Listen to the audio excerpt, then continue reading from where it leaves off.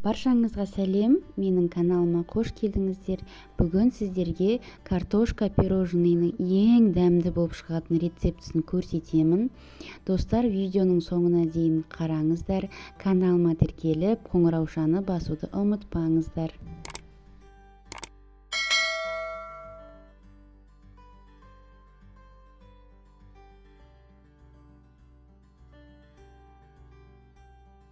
Бізге осындай печенье керек болады. Мен балаларымнан қалған осындай желінбей қалып қойған печеньелерді қолдандым. Және де қоюлатылған сүт, яғни сгущенка, ерітілген сары май және де какао қажет болады. Ең алдымен печеньені ұсақтап алатын боламыз. Егер сіздерде блендер болса, сонымен ұсақтап алсаңыздар болады. Мен осылай оқтаудың көмегімен ұсақтап алдым.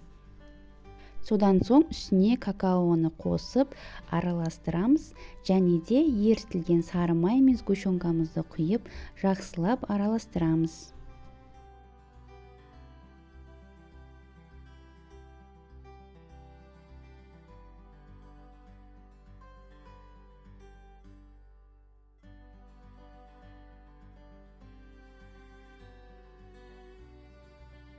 Араластырып болған соң, қолымызбен осындай формаға келтіретін боламыз. Егер қаласаңыз, домалақ пішінді етіп жасасаңыздар да болады.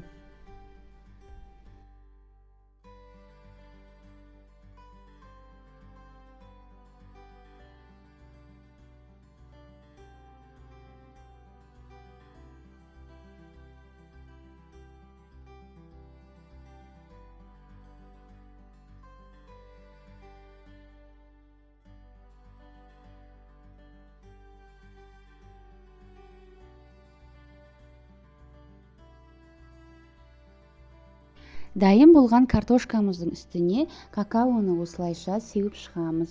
Сол кезде ол одан сайын дәмдірек болады. Сіздер де жасап көріңіздер, әсіресе үйдегі балдарыңызға жасап берсеңіздер, оларға сөзсіз ұнайды деп айта аламын. Егер де осы видео сіздерге ұнаса, лайк басып, өз пікірлеріңізді комментарийге қалдыра отырыңыздар.